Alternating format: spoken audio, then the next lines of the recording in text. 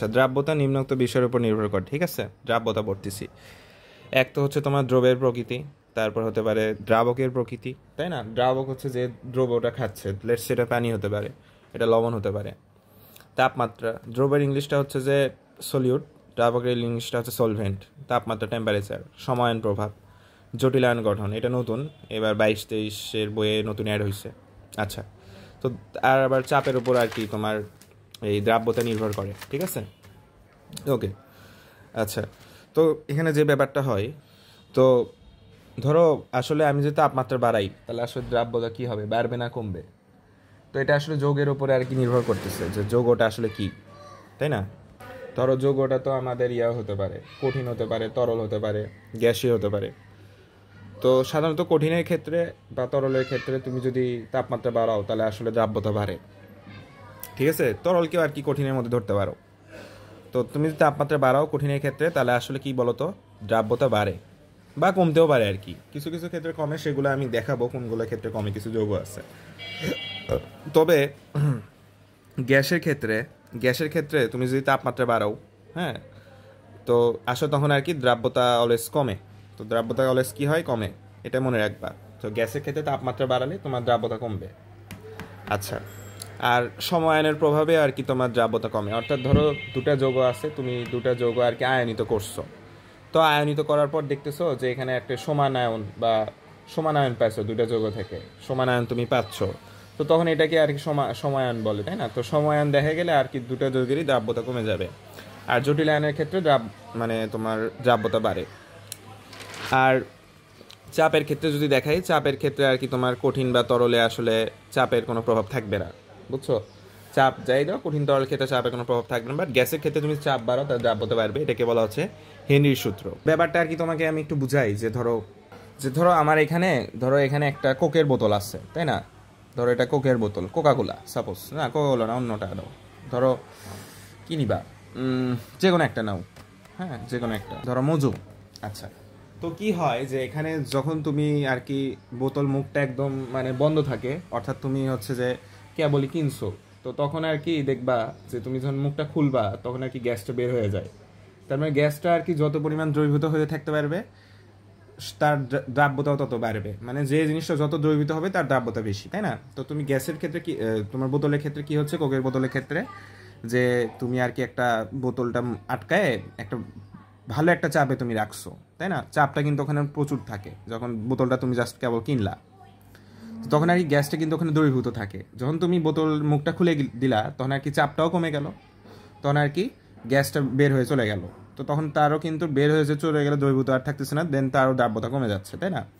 আবার ধরো গ্যাসের ওই বোতলেই তুমি আর কি ধরো গ্যাসগুলো দ্রবীভূত আছে, তো তুমি আর কি তাপমাত্রা দিচ্ছ, তো তাপমাত্রা দিলে কি হবে, তাপমাত্রা দিলে আর কি তোমার ওই দেখা যাচ্ছে গ্যাসগুলো দ্রবীভূত আর থাকতেছে না, ওগুলো উড়ে চলে যাচ্ছে, ছোটাছুটি বেশি হচ্ছে, তাই না? তার মানে তাপমাত্রা দিলে দ্রাব্যতা কমে যাচ্ছে, ও আর দ্রবীভূত থাকতে পারতেছে না। সো তাপমাত্রা কম হলেই কিন্তু ও দ্রবীভূত থাকতে পারবে, এই আর কি।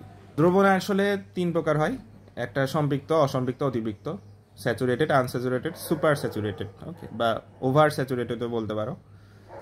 অতিরিক্ত দ্রবণটা হচ্ছে যে একটা অস্থায়ী, হ্যাঁ, এটা আসলে অস্থায়ী। তো আমরা এখন কিছু এমসিকিউ দেখি যে নিচের কোন শর্তাবলীতে গ্যাসসমূহ পানিতে সর্বোচ্চ দ্রবণীয়। গ্যাস আর কি পানিতে সর্বোচ্চ দ্রবণীয় থাকবে কখন, যখন চাপটা বেশি, তাই না? বোতলের একটা মজুর বোতলে বা কোকাকোলা যেটাই হোক, এখানে যখন আর কি চাপটা তোমার বেশি তখন কিন্তু কার্বন ডাইঅক্সাইডগুলো দ্রবীভূত থাকতেছে, তাই না? যে মুখা দিয়ে আটকানো। সো চাপ বেশি হলে তো দ্রাব্যতাও বাড়ে, চাপ কমালে দ্রাব্যতাও কমে, তাই না? চাপ বাড়ালে, এই আর কি। তো তাহলে মানে চাপ বাড়ালে দ্রাব্যতা বাড়ে, চাপ কমালে দ্রাব্যতা কমে। আচ্ছা, তার মানে আমাদের দ্রবীভূত হওয়ার জন্য, গ্যাসসমূহ পানিতে দ্রবীভূত হওয়ার জন্য আমাদের আসলে উচ্চ চাপ লাগবে। সো উচ্চ চাপ কোনটা আছে, হ্যাঁ, এই দুটা দেখতে পাচ্ছি, তার মানে এই অপশন আগেই বাদ, নিম্ন চাপ হবে না, ঠিক আছে? দ্রাব্যতা বাড়লে, চাপ বাড়লে দ্রাব্যতাও বাড়ে। সো উচ্চ চাপ আছে। আর তাপমাত্রা কি হবে, উচ্চ না নিম্ন? আচ্ছা, তো তাপমাত্রা যখন কম তখনই কিন্তু ওটা দ্রবীভূত থাকতেছে, তাই না? আমি একটু আগেই বললাম, যখন তাপমাত্রা বাড়াচ্ছে তখন কিন্তু আর দ্রবীভূত থাকতেছে না, ও ছোটাছুটি হচ্ছে, ফলে ও বাইরে চলে যাওয়ার চেষ্টা করে। সো সে আর দ্রবীভূত থাকতে চায় না, তো নিম্ন তাপমাত্রা, ঠিক আছে?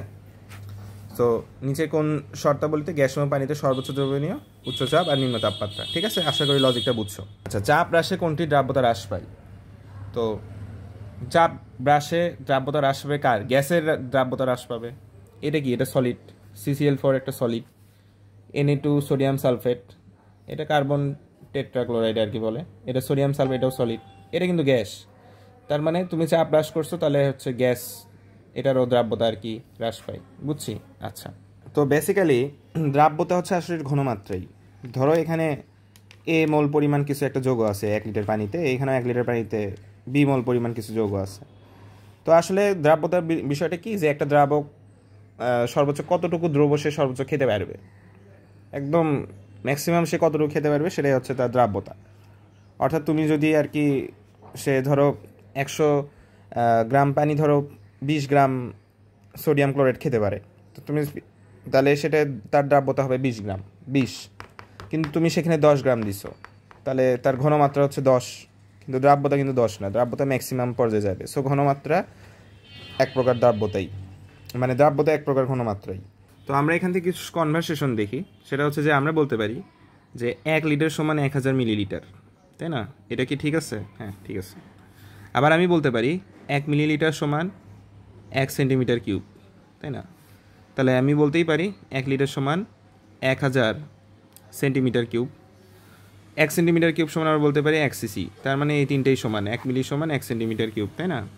আচ্ছা, তো এটা অবশ্যই পানির ক্ষেত্রে প্রযোজ্য, এগুলা কন্ডিশনগুলা। এই যে এটাও যেমন 1 লিটার সমান 1000 মিলি। আচ্ছা, এখান থেকে আর কি লেখা যায়? তাহলে দেখো, এখান থেকে আমি এটা লিখতে পারি যে 1 সেন্টিমিটার কিউব, হ্যাঁ 1 সেন্টিমিটার কিউব সমান এখানে কি লিখতে পারি? 1000 দ্বারা ভাগ করবো, তাই না? এটাকে 1000, 10⁻³ লিটার। আচ্ছা, ওকে, হ্যাঁ এটাও লেখা যায়। আবার আমি কি এটা লিখতে পারি যে 1 সেন্টিমিটার কিউব সমান হচ্ছে 1 সেন্টিমিটার কিউব সমান কি লিখতে পারি? মিটার কিউবে যদি নিয়ে যেতে চাই, তাহলে সেটা হবে 10⁻, যেহেতু ছোটো থেকে বড়তে যাচ্ছি তাহলে ভাগ করতে হবে, 10⁻⁶। কিউব আছে, 3 বার 100 দ্বারা ভাগ করতে হবে, তাই না? Metre cube. আচ্ছা, তাহলে এটা বুঝলাম। তাহলে এখান থেকে তাহলে যেটা লেখা যায় সেটা হচ্ছে, দেখেন এই দুটো সমান, তাই না? এই দুটো সমান হয়ে গেল। তাহলে এখান থেকে আমি বলতেই পারি যে 10⁻³ লিটার সমান 10⁻⁶ মিটার কিউব। তো এখন এটাকে যদি মানে জাস্ট ফাঁকা করতে চাই, তাহলে এখানে লিখতে হবে মানে 10⁻³ দ্বারা গুণ করবো, তো তখন আর কি 1 লিটার সমান হবে 10⁻³ মিটার কিউব। আচ্ছা, এখন যদি মিটার কিউবে ফাঁকা করতে চাই, তাহলে এটা লিখতে হবে 1 মিটার কিউব সমান হচ্ছে 10⁻³ লিটার, তাই না? তো আমি ফার্স্ট অফ অল এই বেসিকটা মনে রাখবো, এবং এটাও মনে রাখবো, এবং এটা মনে রাখবো যে 1 মিটার কিউব, সব যদি নাও মনে রাখো এটা মনে রাখবা, 1 মিটার কিউব সমান 10⁻³ লিটার, ঠিক আছে? মনে রাখার একটা টেকনিক আমি শিখিয়ে দিচ্ছি। দেখো, মিটারের ওপর কিউব আছে না, তাহলে এর আগে কোনো 10⁻³ কিছু বসবে না, এ একাই থাকবে। তারপরে যেটা লিখবে, লিটারের সাথে কিন্তু কোনো কিউব নাই, তোমরা লিটারের আগে তুমি একটা 10⁻³ দিতে পারো, বুঝছো? মানে কিউব একসাথে হবে না কখনো, যে তুমি এটা লিখবা 10⁻³ মিটার কিউব সমান এটা, বা 10⁻³ মিটার কিউব, না না না। মিটার কিউব যেহেতু কিউব আছে, তার মানে এর আগে 1 থাকবে। লিটার যেহেতু আলাদা, মানে ও একাই, 1 নাই, তার আগে তুমি 3 দাও, বুঝছো? মানে 3 দেখো, 1-এর আগেও মানে এখানে 10⁻³ যদি থাকে, তাহলে এখানে 3 হবে না, এখানে 10⁻³ কিন্তু 0, ফলে এখানে কিন্তু 3 হয়েছে, বুঝছি? মানে একটা একক আর একটা সংখ্যা। তাহলে এটা মনে থাকবে, ট্রিক্সটা আমি শিখিয়ে দিলাম। আর এখান থেকে লিখতে পারি যে 1 সেন্টিমিটার কিউব সমান 10⁻³ লিটার, ওই সেম জিনিসই, যে সেন্টিমিটার কিউব আছে, তার মানে এখানে 10⁻⁻�0, ফলে এটা 1, তখন এটা 10⁻³ লিটার আর কি, তাই না? সেন্টিমিটার তো ছোটো সংখ্যা থেকে বড়তে গেছি, তাহলে ভাগই করতে হচ্ছে আমাকে। তুমি চাইলে এটা মনে রাখতে পারো। আর এখান থেকেও আর কি চাইলে আসা যায় যে 1 লিটার সমান 1000 মিলিলিটার, তো এখান থেকে আর কি হিসাব করে তুমি এটাতে আসতে পারবা। ওকে, আর পানির ক্ষেত্রে এটাও বলা যায় যে 1 লিটার সমান হচ্ছে যে 1 কেজি, যেটা কিনা সব ক্ষেত্রে প্রযোজ্য না, এটা জাস্ট পানির ক্ষেত্রে প্রযোজ্য আর কি, মানে কেজির পরিমাণটা একটু বেশি। এটা কখন আমি বুঝবো, যখন আর কি যে আমি হয়তো 5 লিটারের একটা বোতল নিয়ে গেছি এবং বলি যে আমাকে 5 কেজি তেল দেন, তো 5 কেজি যখন ওনারা তেল দেয়, তো তখন আর কি খেয়াল করব যে সেটা হচ্ছে যে মানে পুরো ভরে যায় আর কি। হ্যাঁ, লিটারে কিন্তু কম থাকে, কেজিতে কিন্তু পুরো ভরে যায়। সো এটা একটা বলতে গেলে ওরা সিন্ডিকেটই করে। তো 5 লিটারের বোতলে অবশ্যই 4 কেজি তেল নিতে হবে, এটা একটা টেকনিক শিখিয়ে দিলাম। ঠিক আছে, তেলের ক্ষেত্রে মানে কেজি লিটার বেশ ভালোই ডিফারেন্স আছে, বাট পানির ক্ষেত্রে সেম আর কি। তো এখানে আরেকটা বিষয় দেখো, দ্রাব্যতাটা হচ্ছে তাপমাত্রার সমানুপাতিক, ঠিক আছে? আমরা দেখছি কঠিন দ্রব্যের ক্ষেত্রে সাধারণত সমানুপাতিক হয়। দ্রাব্যতা বাড়ালে কঠিন দ্রব্যের মানে তাপমাত্রা বাড়ালে কঠিন দ্রব্যের দ্রাব্যতা বাড়ে। বাট ব্যতিক্রম হচ্ছে ক্যালসিয়াম সালফেট, সোডিয়াম সালফেট, ঠিক আছে? এদের ক্ষেত্রে তাপমাত্রা বাড়ালে আর কি তোমার দ্রাব্যতা কমে। এই জন্য আমরা বলছিলাম যে দ্রাব্যতা কমতেও পারে বাড়তেও পারে কঠিন দ্রব্যের ক্ষেত্রে, বাট তরলের ক্ষেত্রে অবস্থা অলওয়েজ তাপমাত্রা বাড়ালে দ্রাব্যতা কমে, এই আর কি। তো ঠিক আছে, দেখো যে কি বলছে, সিলভার ক্লোরাইডের দ্রাব্যতা এত হলে মোল পার লিটার এককে কত আর কি কনভারসেশনে যেতে হচ্ছে, তাই না? আচ্ছা, তাহলে এটা খুব একটা কঠিন কনভারসেশন না। আমরা যে মোলের যে সূত্রটা জানি সেটা হচ্ছে মোল সমান যে দেওয়া ভর ডিভাইড বাই আণবিক ভর। দেওয়া ভর মানে কোশ্চেন এটা দেওয়া থাকতে পারে বা কোশ্চেন এটা চাইতে পারে, ঠিক আছে? আচ্ছা, তো এটার একক মোল, এগুলার একক গ্রাম, এগুলার একক আসলে গ্রামেই নিতে হবে আর কি। তো আমাদের গ্রাম আছে, মোলে নিয়ে যেতে হবে, তাই না? তো আমি যদি মোলে নিয়ে যেতে চাই তাহলে আণবিক ভর দ্বারা আর কি ভাগ করতে হবে। এই যে গ্রাম থেকে যদি আমি মোলে আনতে যাচ্ছি তাহলে সূত্রই বলে দিচ্ছে যে আণবিক ভর দ্বারা যদি ভাগ করি গ্রামটাকে তাহলে আর কি আমরা মোলে পাবো, তাই না? সূত্রই বলে দিচ্ছে। তখন আমরা যদি মোলে নিয়ে যেতে চাই তাহলে 0.0015, আগে এটা আমাদের বুঝতে হবে যে সিলভার ক্লোরাইডের আণবিক ভর, হ্যাঁ, সিলভারের পারমাণবিক ভর হচ্ছে 108, এটা মনে রাখতে হবে। ক্লোরিনের ক্ষেত্রে হচ্ছে 35.5, ঠিক আছে? তো আচ্ছা, তো এটা দুটো যোগফল যদি করি তাহলে 143.5 হয়।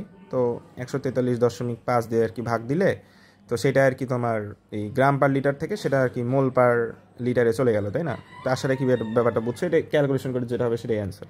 তো আমরা এখন যেটা দেখবো সেটা হচ্ছে যে দ্রাব্যতা গুণফল, ঠিক আছে? Solubility product.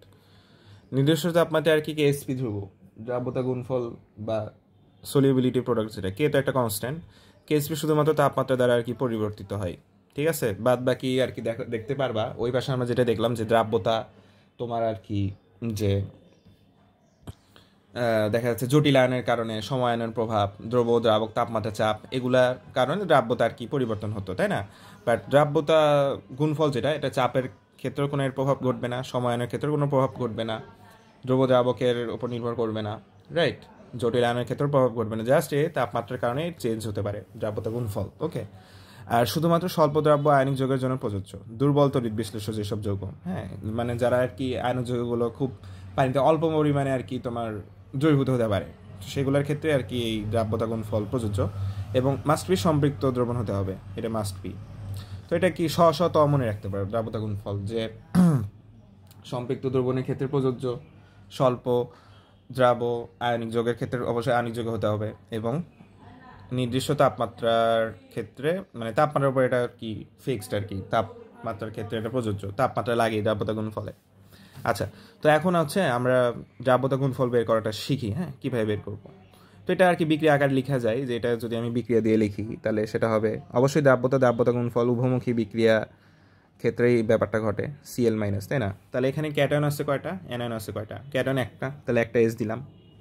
অ্যানায়ন কত, একটা এস দিলাম। এবং সামনে আর কি তোমার সহগ কত, সহগ 1, সহগ 1 উপরে, এই সহগটা আবার উপরে পাওয়ারে চলে যাবে, সহগ কত 1 পাওয়ারে চলে যাবে, মানে এখান থেকে চিন্তা করতে পারি, তাই না? এখান থেকে চিন্তা করতে, তাহলে এটার অ্যান্সার হবে এস স্কোয়ার। এটা আর ওইভাবে লিখবো না, এটা জাস্ট এইভাবেই লিখবো, দেখো মানে বিক্রিয়া দিয়ে না লেখাই ভালো, মানে অত সময় পাবো না অ্যাডমিশনে। তো এখানে আর কি ক্যাটায়ন একটা এস, তাই না? একটা ক্যাটায়নের ক্ষেত্রে একটা এস, অ্যানায়ন করে দুইটার ক্ষেত্রে দুইটা এস, এবং এই দুইয়ের ক্ষেত্রে আবার পাওয়ার উপরে যাবে, এবার 1-এর ক্ষেত্রে পাওয়ার আবার উপরে যাবে, সে লেখা লাগে না, তাহলে সেটা কি হবে 4s3, তাই না? 4s3। এটার ক্ষেত্রে দেখি ক্যাটায়ন একটা এস, অ্যানায়ন কটা তিনটা এস, আবার এই 3-এর এই পাওয়ারটা উপরে যাবে, তাই না?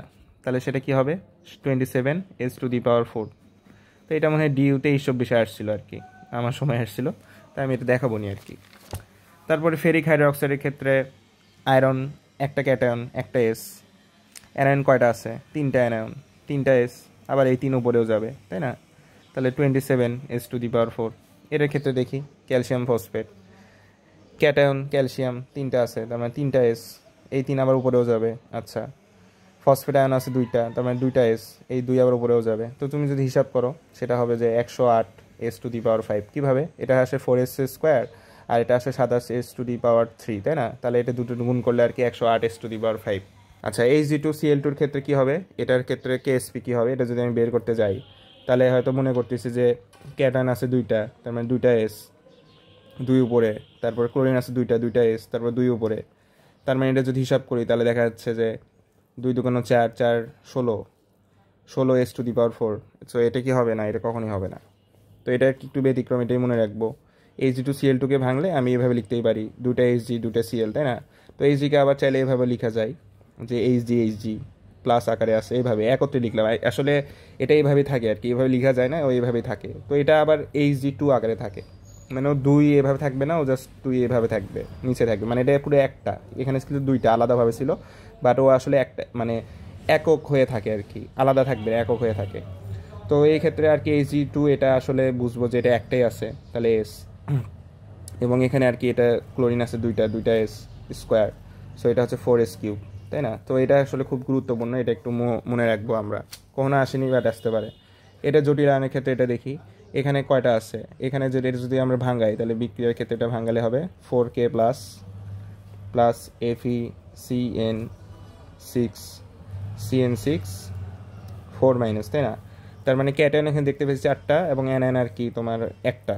পাওয়ার এখানে যাই থাকুক, মানে ওর চার্জ যেটাই হতে পারে, ওটাই আমরা হিসাব দেখবো না। এখানে ক্যাটায়ন আছে 4টা, মানে 4s, সেটার উপর 4, আর এটা হচ্ছে একটা, তার মানে এস। তার 4s, এটা যদি হিসাব করি তাহলে এটা পাবো হচ্ছে 256s⁴, আর এটা গুণ করলে 256s⁵। আচ্ছা, উদাহরণগুলো আমরা পরে দেখবো। এই আপাতত এই হচ্ছে দ্রাব্যতা গুণফল, এই পর্যন্তই ছিল।